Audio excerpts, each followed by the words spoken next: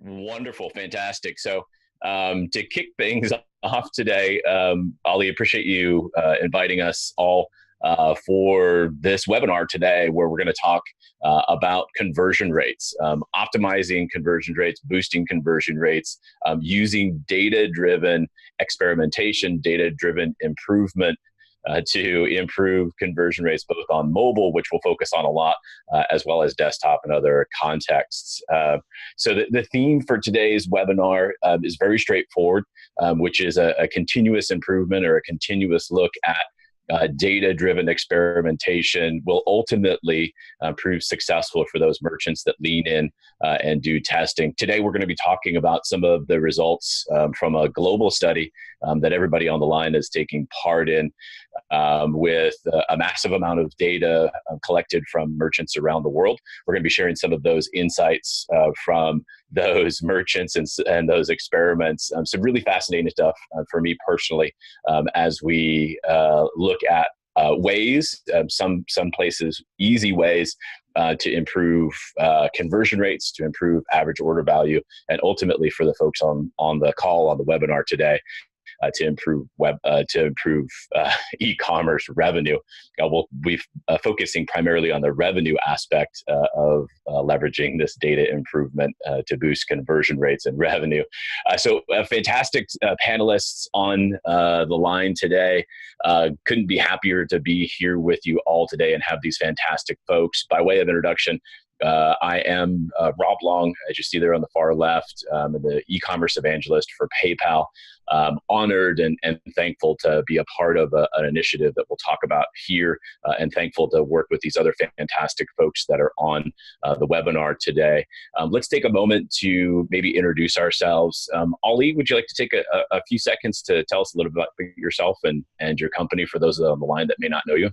Absolutely. So I'm Ali, the founder of Imagination Media. We're a small systems integrator, e-commerce systems integrator based out of the South Florida area. We've been working with Magento for the past 6 or 7 years, and very happy to be a part of this program. Awesome. Thanks, Ali. And Sriya, I would love to get to know you a little bit better as well. Hi, can you guys hear me? Perfectly. Hi, so I am the marketing lead at Catbird. We are a demi-fine e-commerce jewelry brand on the Magento platform. We started as a brick and mortar store about 15 years ago, but now e-com is our biggest channel. We're about 65% of our revenue through direct-to-consumer e-commerce. And we've been working with Ali for, I believe, about 5 years now. Yeah, 5 years. Time flies. That's fantastic. Welcome, Sriya. And how about you, Tim? Tell us a little bit about yourself and HiConversion. Sure.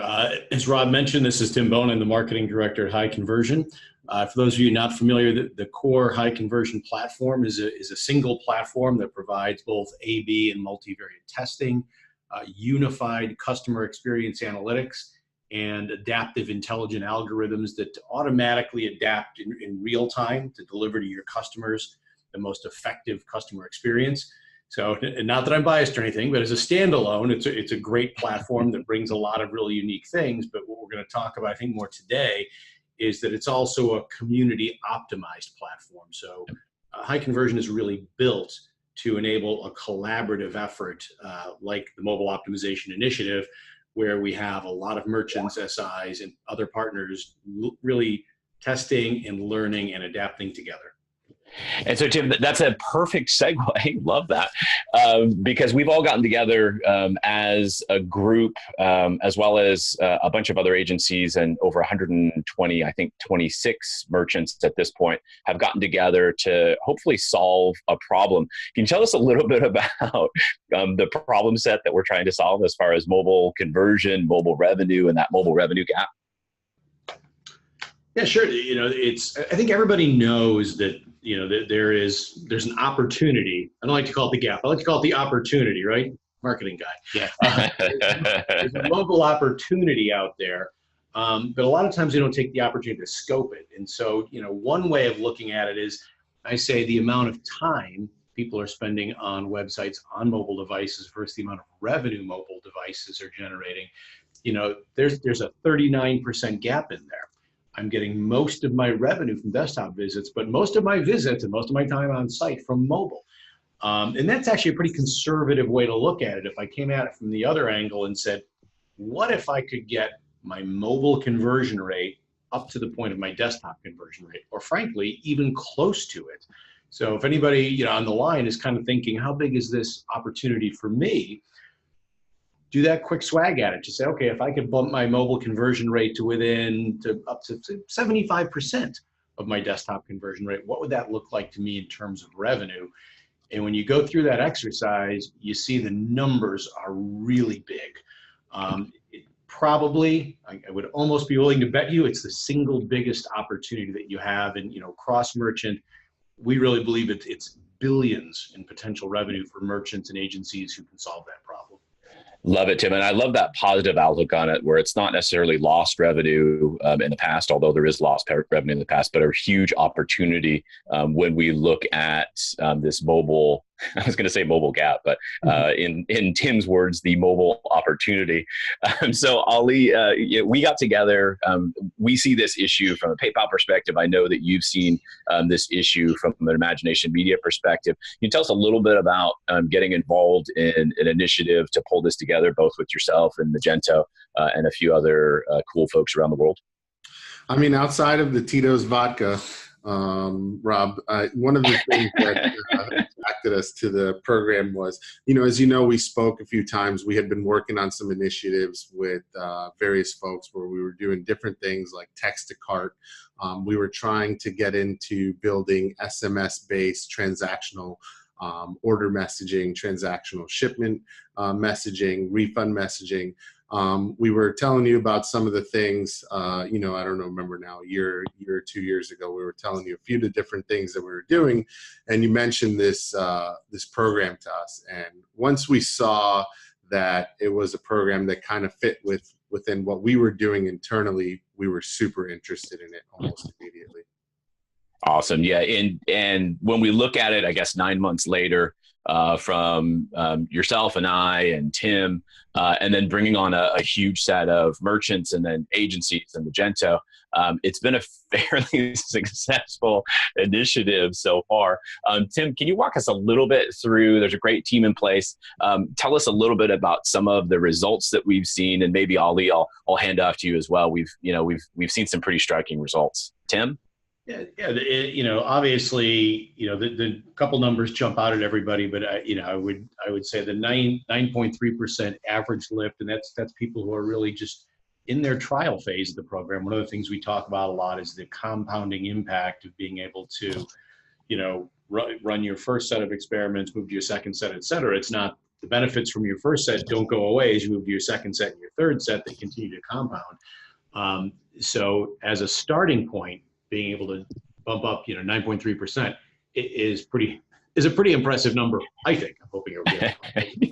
Yeah, so that highlights your notion that there's an opportunity there. And Ali, I know from the merchants that you've brought into the program, you've seen some fairly striking results. And we're going to talk about the Catbird example or Catbird case study here in just a little bit, some of the great results that they've had. Yeah, absolutely. So one of the things that really stood up for us really early, as you know, Rob, was, we make changes to front end of customer experience on a regular basis, right? Our merchants always have fantastic ideas, including Catbird, and a lot of them are mobile focused. Some of them are not mobile focused. Some of them are strictly desktop focused. And we make changes without really truly understanding what the effects of those changes were on helping increase transaction volume or increase conversion or RPV from a mobile perspective, where this actually opened up our eyes, where ideas that we thought were fantastic actually turned out to be terrible ideas. Ideas that we thought were a joke actually turned out to be amazing ideas. And it was pretty enlightening from that perspective. Yeah. And you mentioned in there at one point RPV. For me, having done this for a little while, in the e-commerce game, RPV was something that was a little bit new to me.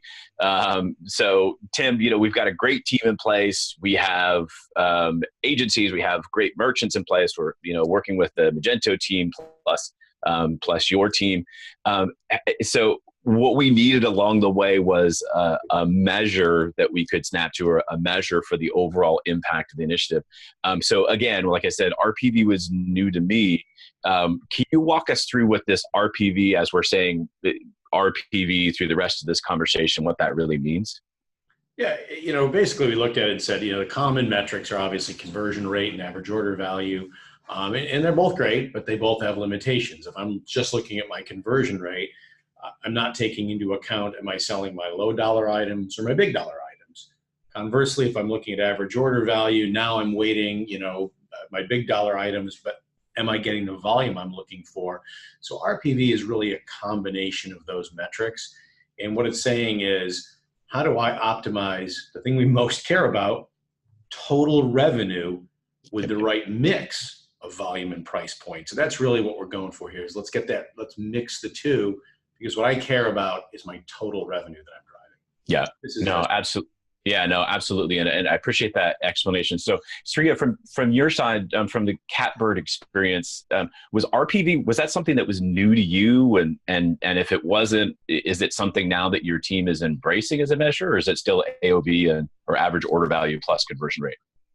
Yeah, we're definitely more familiar with RPV through these tests. We're still predominantly using the traditional metrics focused around driving up conversion rate and AOV, but the concept of RPV is exciting to me from a marketing standpoint, because it seems to be a better metric for what we should be spending to drive acquisition.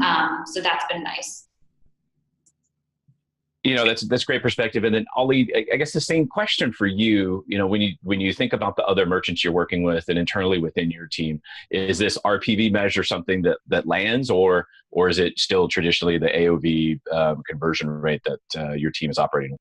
In our experience, we work with a lot of brands, and a lot of brands these days are building customer experiences, right? They're not necessarily selling a product, they're selling an experience. And with Catbird, that holds true more than, in my opinion, a lot of other retailers that are out there, right? Catbird, shopping with Catbird truly is an experience. So a lot of times, you'll see clients or customers spending a ton of time on catbirdnyc.com, and this idea that they don't convert,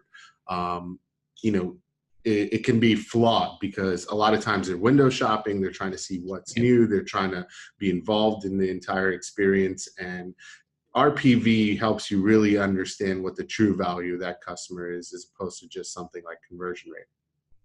Love it. That's fantastic. Good perspective. And Tim, you said over this slide, I've had the pleasure of hearing you explain the big numbers around optimization and experimentation, and why leveraging a platform for experimentation is important. Can you help us understand these big numbers that you're sharing with us here today? For me personally, this is my favorite part. Being a numbers guy, I love this part. Quick fun little game for anybody that's on. Just mentally, you don't need to raise your hand or any of that kind of stuff. The number to the far right in red, what is that number? I mean, I know everybody knows it, hundreds, thousands, etc. What decimal point are we out to there? The answer is that's 1,849,906,842,620. So this is out. I mean, we're talking numbers that the U.S. government can't spend this much yet. But what we really want to show here is we have the mobile opportunity.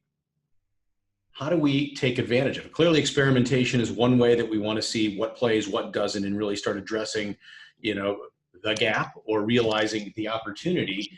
But when I really try to size how much do I need to test and how much am I capable of testing on my own, the first column just says, look, when we first started the program, we had 4 tests.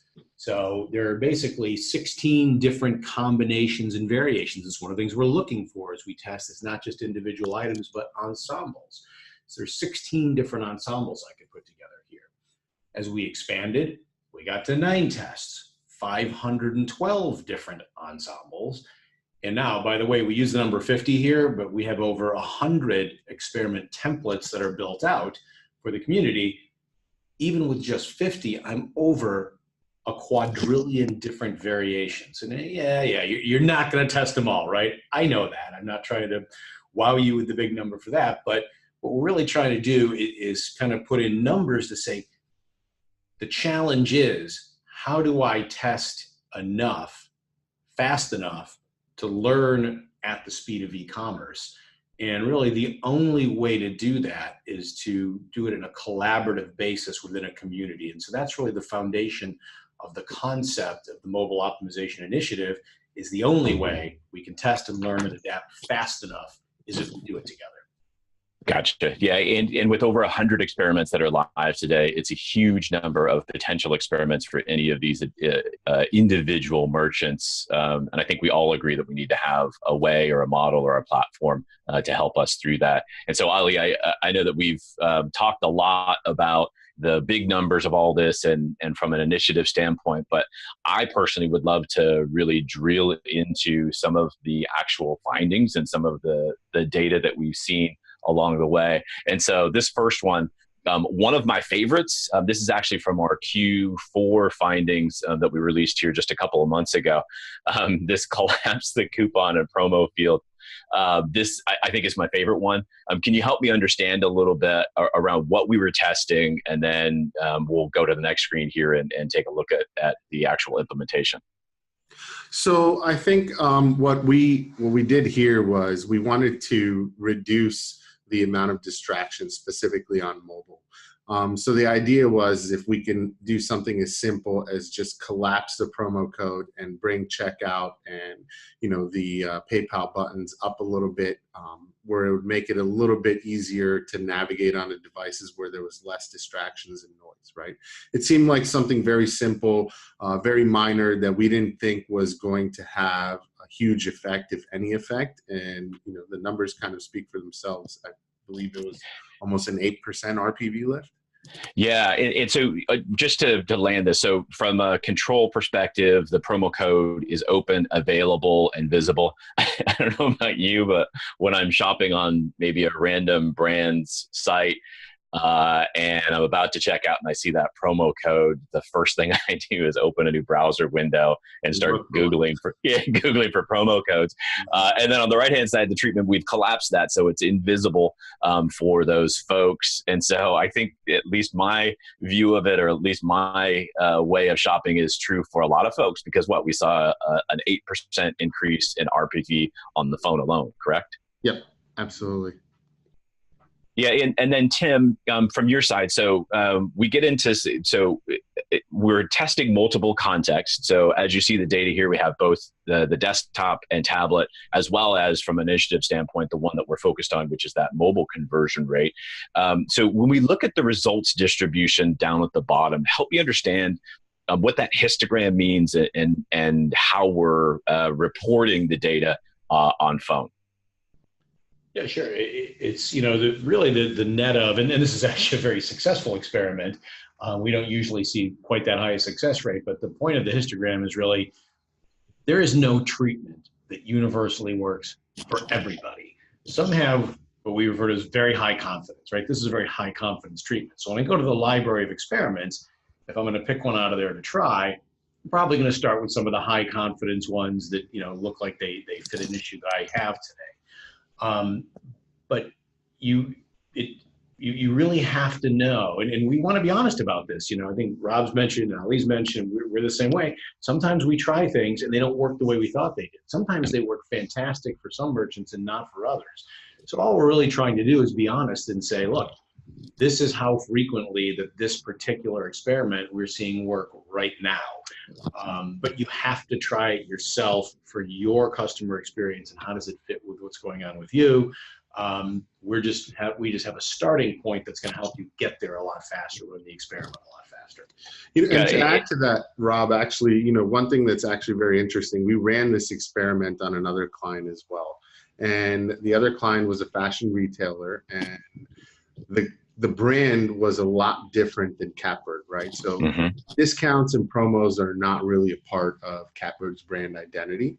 However, for this other fashion retailer, discounts and promos was a huge part of their strategy, their go-to-market strategy, right? So for them, this same test actually had a negative impact. Oh, Whereas interesting. Catbird, it had a positive impact for all the reasons you mentioned, right? It reduces noise, reduces distractions, as well as it doesn't necessarily take you away to go Google for a coupon code.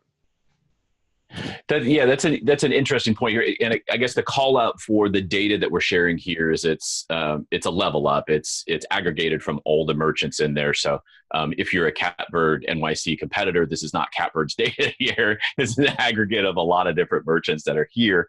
But maybe Sriya, from your side. So when we're talking about a menu of different experiments that are available, can you maybe walk me through how your team thinks about implementing experiments, and then maybe from the implementation side, any challenges that you saw along the way? Yeah, so we're still in the early days of working with HiConversion. So we're really working with low and mid funnel user testing right now. We're excited to do more with it. That being said, we're focusing on checkout buttons, mobile keypad, PayPal methods, and buttons. And experiments for mobile specific users.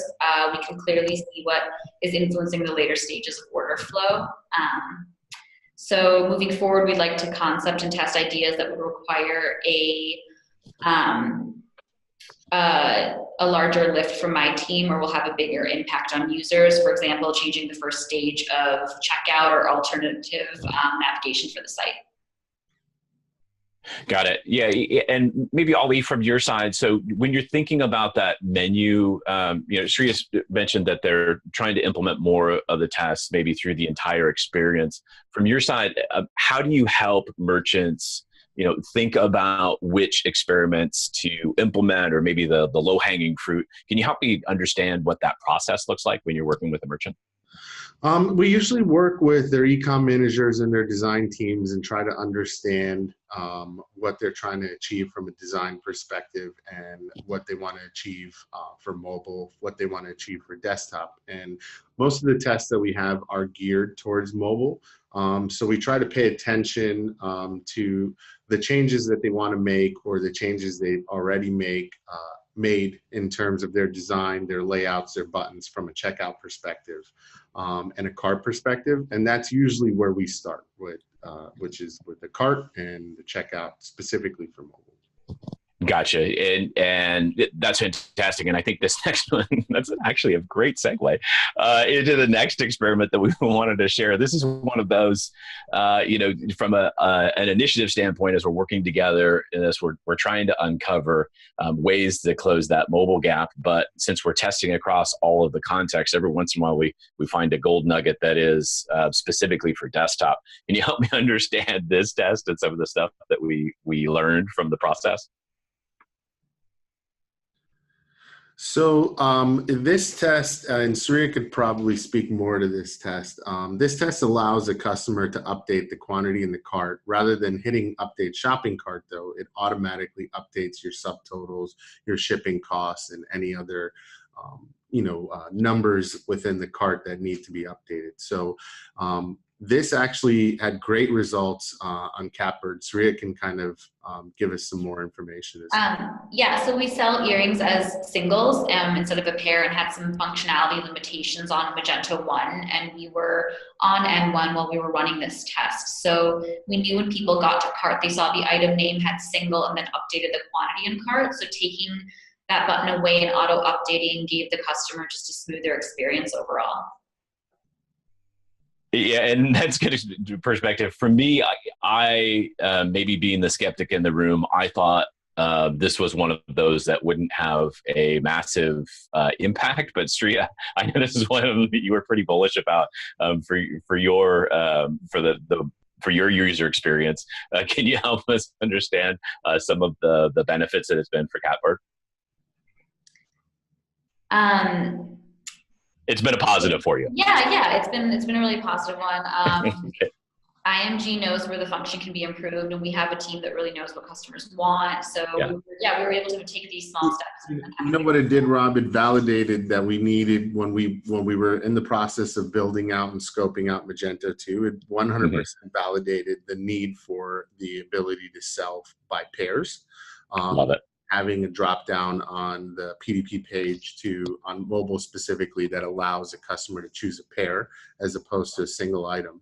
But also, I can tell you from speaking to the customer service managers at Catbird, that there was a huge impact on customer service here, because a lot of times would think that they switch to 2, right? And would not understand that they needed to hit update cart, and they would check out assuming that they had purchased 2 earrings, and they'd get 1 earring and they'd call back angry, right?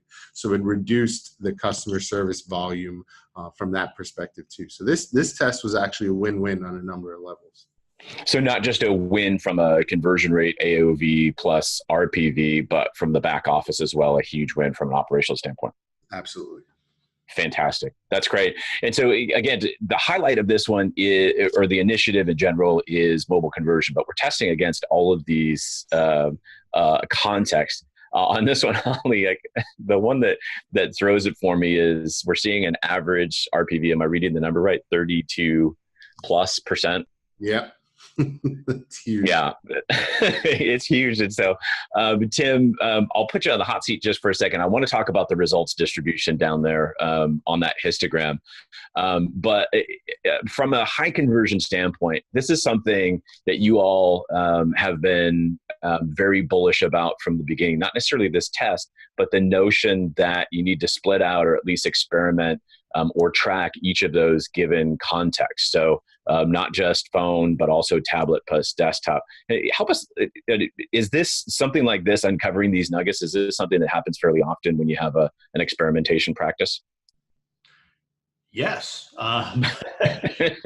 It's one of the interesting things, because then you can always have your debate. Why did this one work across all the platforms, and then this one did great on phone and not so great on tablet? So it's one of those kind of lively debates, but it also, allows us to go in and say, hey, is there another experiment we should be running here to try to optimize across all device types? I think the main point here is that while we're very focused on increasing mobile conversions, we're learning across all platforms and adapting across all platforms. So it's not, while it's the mobile optimization initiative, it's really having a positive impact across the board.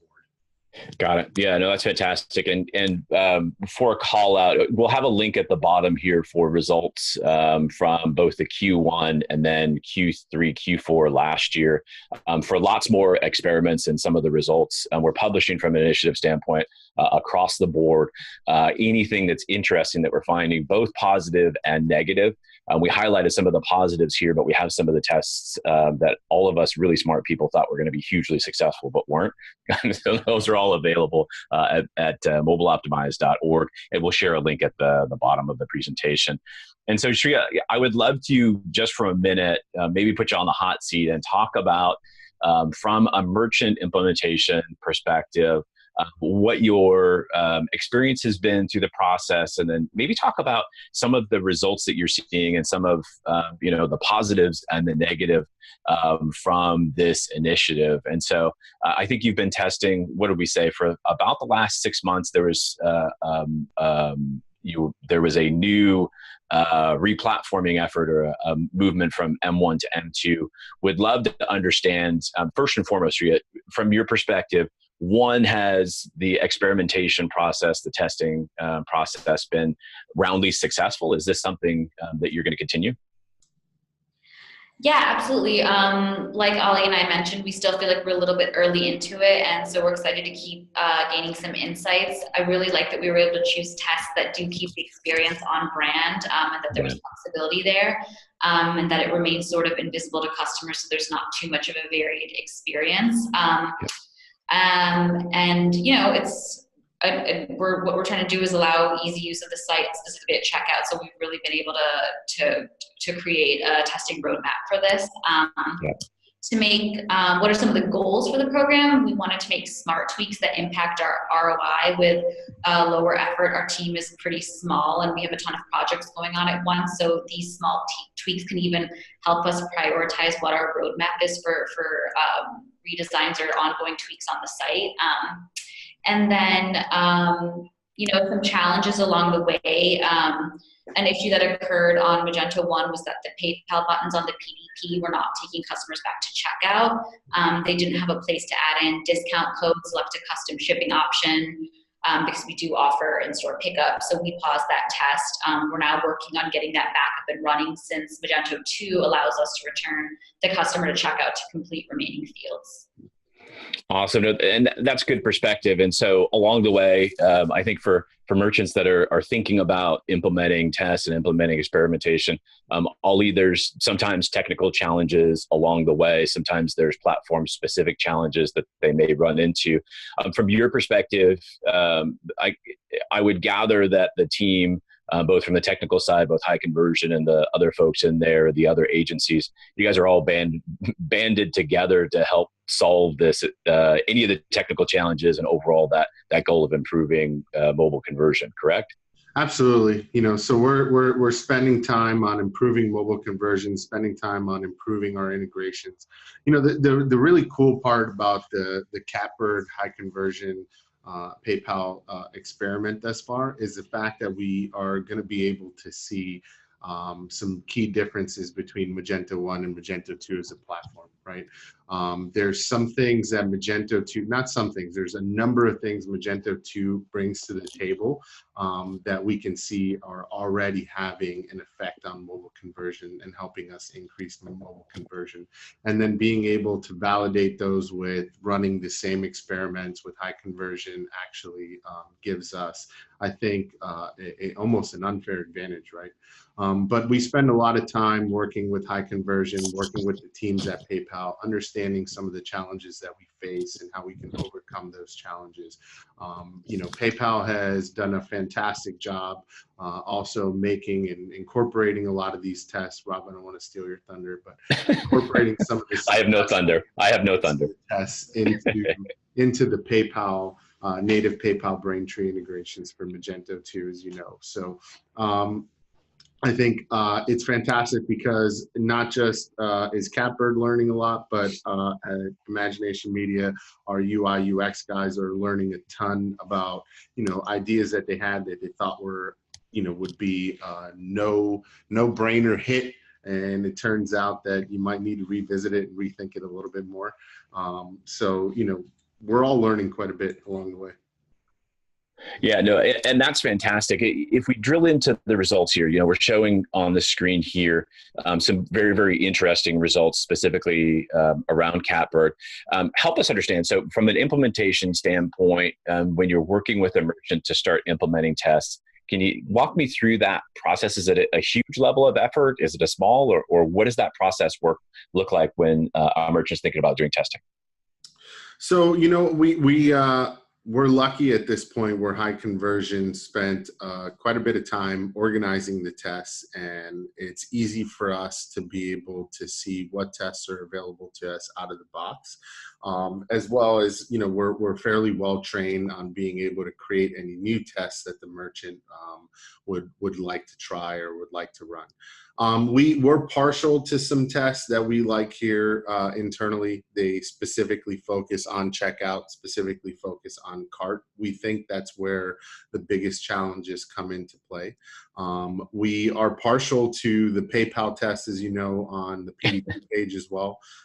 We have seen some pretty amazing results from pushing PayPal up in the conversion funnel, and I'm not just saying that because PayPal's on this call, but and just to call out, I did not pay for that plug. We saw some pretty impressive results on the PDP page once we moved PayPal up in the conversion funnel on the PDP page on Magento 1.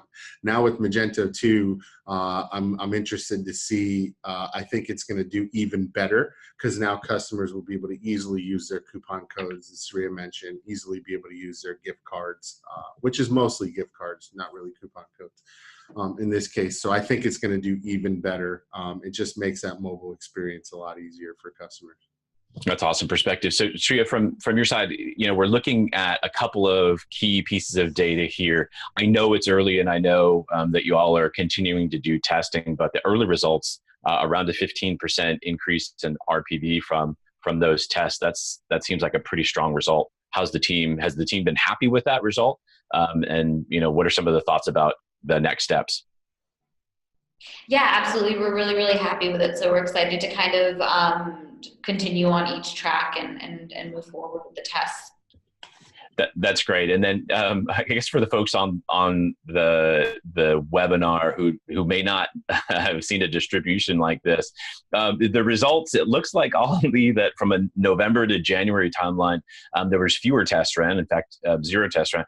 Was that because of the holiday season, or was that another factor? So, Catbird likes to help us experience as much pain as possible sometimes. So right before the holidays hit in November, we launched a brand new Magento 2 site. So we cut over just right before the holiday season to Magento 2. And I think, we didn't really want to introduce another variable. We were waiting for things to stabilize come early January so we can install HiConversion and get HiConversion running. So that's actually the holiday season is when we migrated to Magento 2. Wow, that's a fantastic, and it's fantastic to see on both sides of that. Even implementing, with the improvements in Magento 2, the replatforming effort, it looks like the results have been solid on the back end through the beginning part of this year. Yeah, absolutely. Yeah. That's fantastic. And now, Tim, from your side, this is maybe a little bit of an edge case in the sense of replatforming during the holiday season, Q4 season. But I think we've chatted before that, and Ollie mentioned it a couple of minutes ago, that it's possible with some of the experimentation to validate a new implementation or a replatforming effort to Magento 2. It's possible to validate, have a business case, and actually some revenue potential by moving from one platform to other. Is that something you're seeing globally with some of the other brands? Not as much as we would like to see. I think I will be honest. You're touching on kind of two areas where I think where we generally see people aren't necessarily using experimentation as effectively as they should. Because of kind of, again, back to traditional thought process and approach, and that's when I'm replatforming or during the holiday season. So in replatforming, a lot of times, and we all know this, is you start getting into replatforming, a lot of people have opinions about what they want to do and what should be happening on the new site, what the flow should be. So it provides you the opportunity to start testing some of these things, not all of them, but you can test some of these things before you move to the new platform. Because worst case scenario is I launch the new platform and my results go down. So you can start actually saying, well, let's not wait and try to throw 100 changes into the new platform, or even 200 or 300. Let's start testing some of these on the existing platform. And oh, by the way, let's make sure we're gathering the right data and analytics so we're making data-driven decisions on this redesign. So love that. And apologies, Tim. That sounds like the exact approach that you've had for Catbird, Ollie, is validating some of those experiments prior to moving over to Magento 2, and knowing that when you do implement those features in Magento 2, they're rock solid.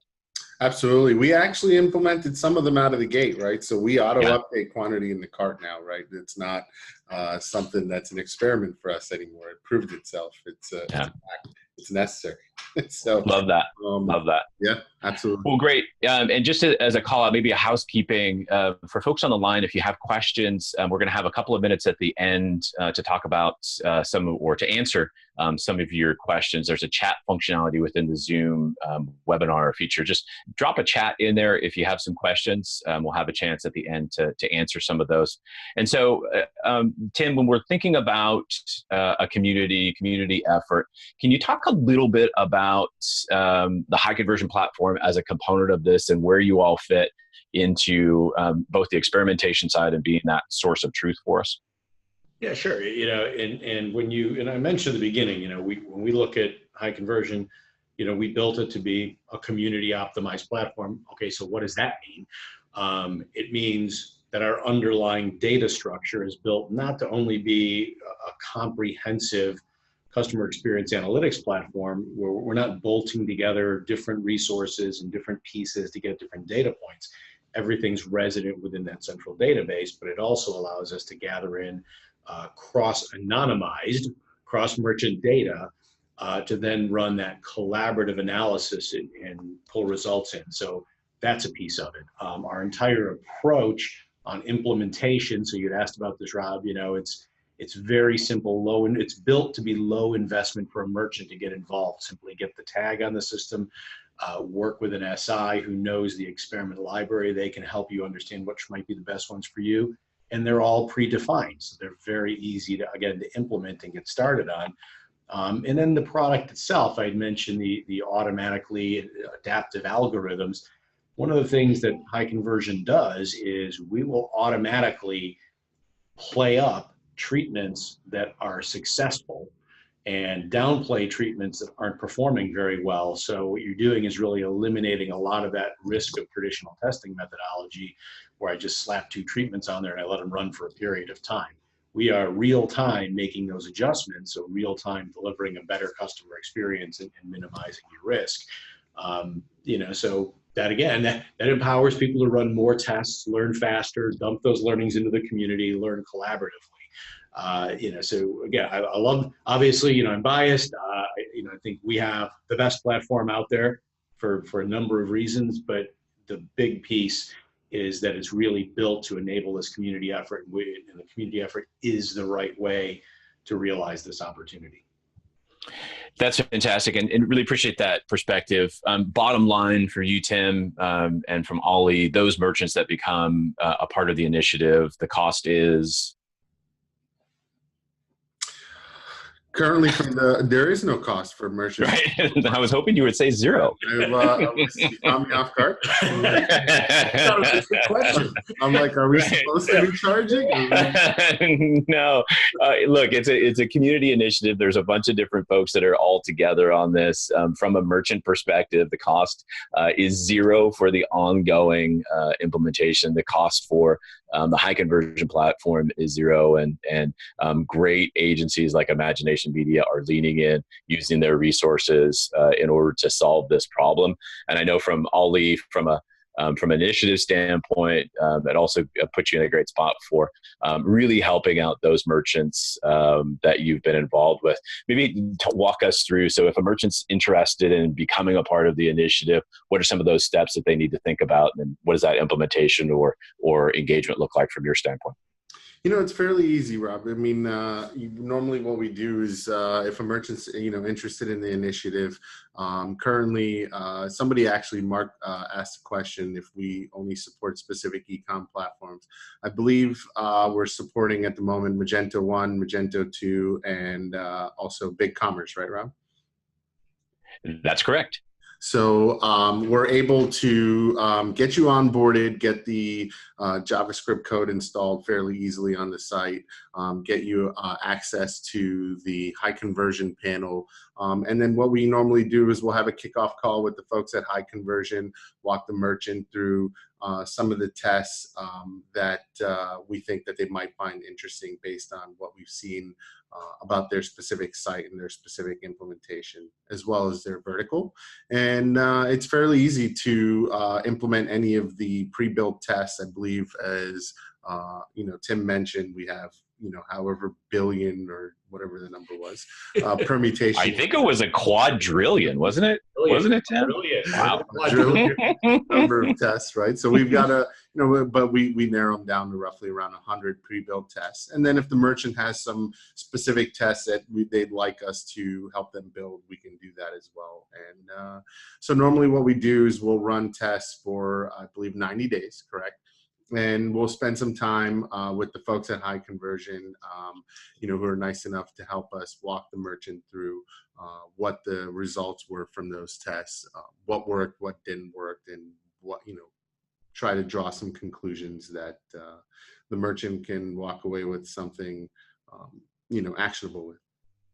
Yeah, and that's fantastic. And if you kind of had to summarize it as for those merchants that may not have a lot of resources, is it a high level of effort on the merchant side to start experimenting, low level of effort, or someplace in between?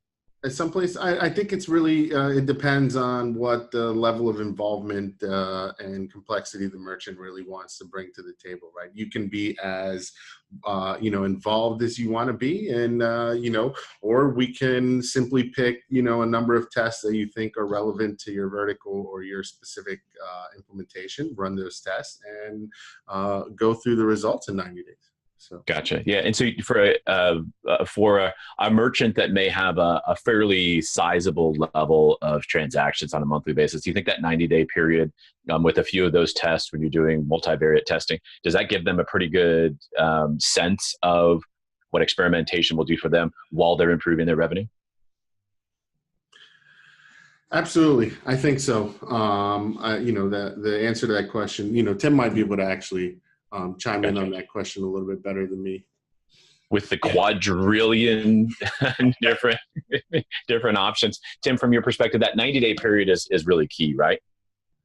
Yeah, it's it's not only the 90-day period, and I know it sounds like a little bit of a broken record. It's what we're learning from the other merchants at the same time. So we're kind of looking, cross experiment. We look at an experiment and we're looking at the results.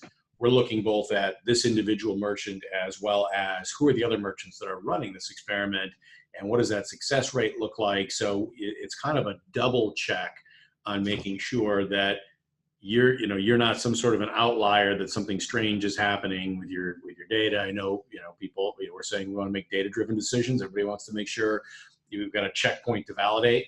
But yeah, the 90 days absolutely is going to give you, is going to show you how that's working for you. But just know that we're always validating against what everybody else is doing. And so if something is going a little odd, we'll look into that and we'll talk to you about it and say maybe we need to tweak it. The test can be tweaked. Or maybe there's a dynamic of your business, like you either do or don't need coupon collapse, that just makes you fundamentally different. That's great. And that's good perspective. I know we have a couple of questions here that I want to get to, but Ollie, maybe to wrap up at least the presentation side of it, merchants that are on the line that may not be engaged with you, what's their next step, and how should they think about joining the initiative and from your guys' side? There's a lot of great information on the Mobile Optimize site, mobileoptimize.org, where you can learn more about some of the results that we've had, some of the background on our findings, some of the tests that we're running, and more about the program. You can also reach out to any of us here. You can send an email to info@imaginationmedia.com or ali@imaginationmedia.com, and we'll get you pointed in the right direction and moving on to becoming a part of the program. That's awesome. Fantastic. Well, there are a couple of questions. I want to make sure that we have a chance to get to those. So let me just pull those up. It looks like, first and foremost, from any perspective, and Ollie, I'll start with you. From a B2B versus a B2C perspective, any difference in experimentation approach or anything that somebody might be in the B2B space would need to think about before becoming a part of the program or doing experimentation? I don't think so. I think, we don't have a ton of experience with any B2B merchants on the program at the moment. I'm sure there's other folks who are part of the Mobile Optimized program that do have experience with B2B. But for me, as far, we do work on B2B sites and B2C sites, right? So for us, you can use HiConversion to run any experiment that you want to run, right? Whether it's a B2C or B2B implementation, I don't think is really relevant.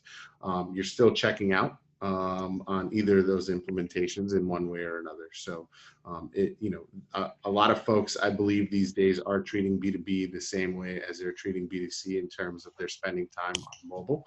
So I think that's a very important sector to be able to run tests with.